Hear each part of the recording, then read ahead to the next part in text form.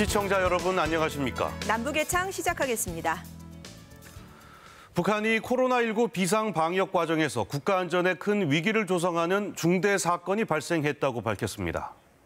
김정은 위원장은 간부들의 무능과 무책임을 질타하면서 정치국 상무위원을 해임하는 대규모 문책 인사까지 단행했습니다.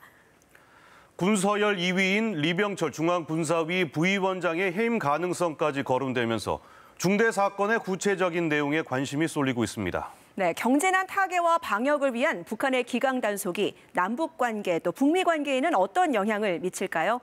이슈엔 한반도에서 분석해 보겠습니다. 북한 노동당 본부청사 앞에 긴 행렬이 늘어섰습니다. 노동당 전원회의가 끝난 지 11일 만에 열린 정치국 확대회의.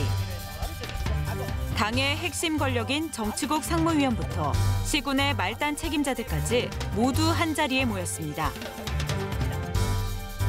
조선노동당 총비서이신 경애하는 김정은 동지께서 회의를 지도하셨습니다. 우레와 같은 함성 속에 회의장에 입장한 김정은 위원장. 그런데 표정이 잔뜩 굳어 있습니다. 단상에 오른 김 위원장은 미간을 잔뜩 찌푸린 채 당 간부들을 무섭게 질책했습니다. 흥분한 듯 팔을 휘저으며 삿대질을 하는 모습도 포착됐습니다.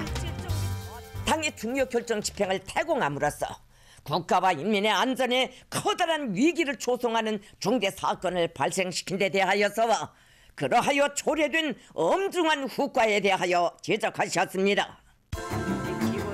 방역 과정의 태만으로 중대 사건이 발생했다고 으름장을 놓은 김정은 위원장. 하지만 중대 사건의 구체적인 내용은 밝히지 않았습니다. 김 위원장의 질책 이후 2인자인 조용원 당 조직비서와 김여정, 현송월 부부장 등도 연단에 올라 비판에 가세했습니다. 이번 정치국 회의에서는 대규모 문책 인사도 단행됐습니다. 김정은 위원장은 간부들의 무책임에서 이번 일이 비롯됐다면서 권력 서열 5손가락 안에 드는 정치국 상무위원까지 해임시켰는데요.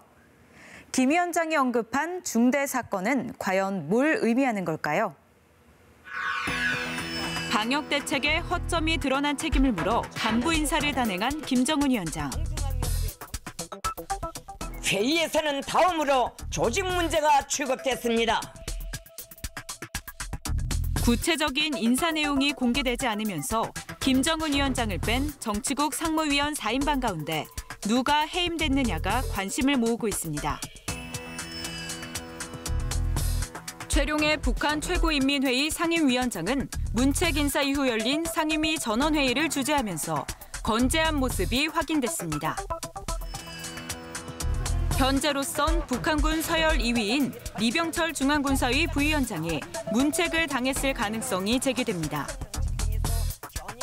정치국 회의가 끝날 때쯤 의결 과정에서 리병철과 인민군 총참모장인 박정천만 손을 들지 않은 채 고개를 떨군 모습이 포착됐기 때문입니다.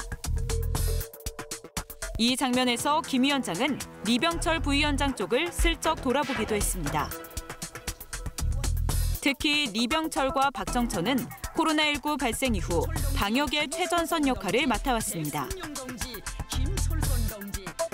최상건 당 비서 겸 과학교육부장은 회의 도중 일어선 채 질타를 받다가 아예 사라지기도 했습니다. 당 과학교육부 역시 북한 보건을 담당해온 부서입니다.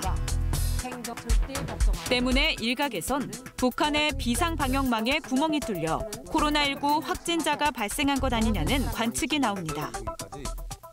국경 지역이거나 아니면 평양의 중요한 곳에 모임에서 코로나가 발생한 것으로 볼 수 있습니다. 그러니까 한 번도 공식적으로 코로나 발생을 확인하지 않다가 이번 발표의 내용은 코로나를 공식적으로 발생했다는 걸 확인해 준 점이죠.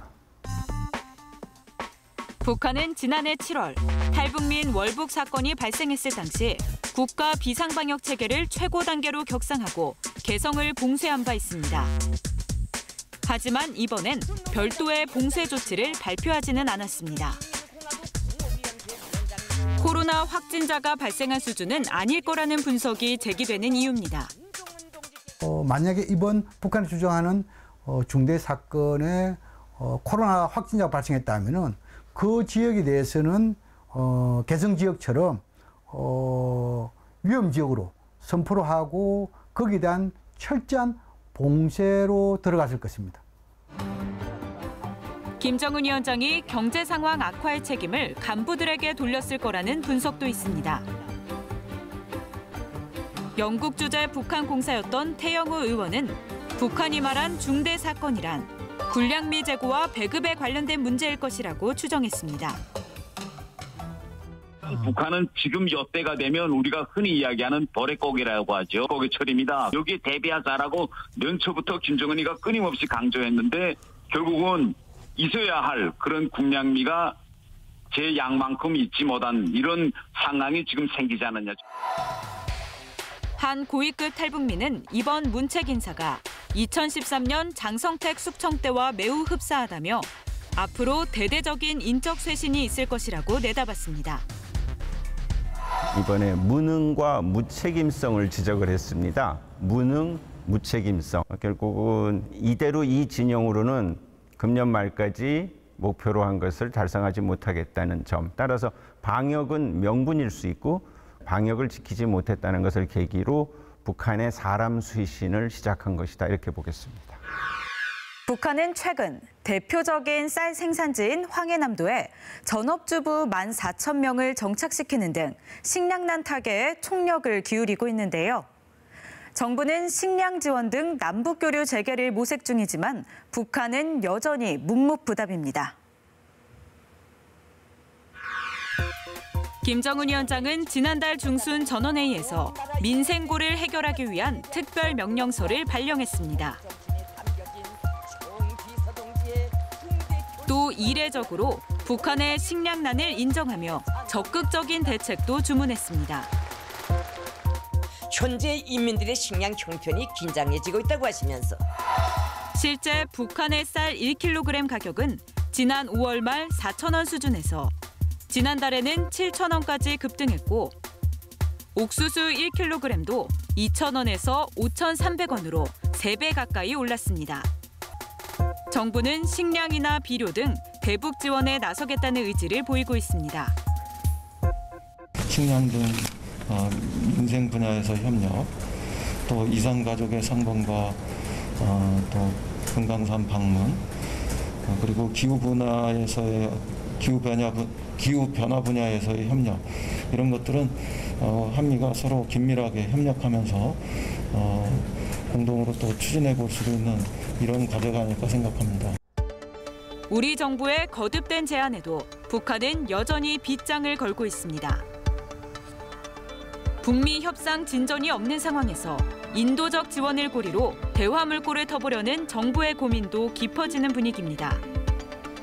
아주 원시적이면서 고전주의적인 방식인 국경을 철저하게 봉쇄한다든지 주민들을 더욱 철저하게 통제하는 그런 방식을 지속적으로 고집하고 있다는 그런 측면을 봤을 때 남북 간의 북미 간의 대화와 이 북중 간의 교류 협력이 좀 뒤로 밀리지 않을까. 북한이 대대적인 문책 인사로 인적 쇄신에 나선 것은 내부 문제에 치중하겠다는 뜻으로 보입니다. 북한에서 발생한 중대 사건은 향후 남북, 북미 관계에도 적잖은 변수가 될 전망입니다.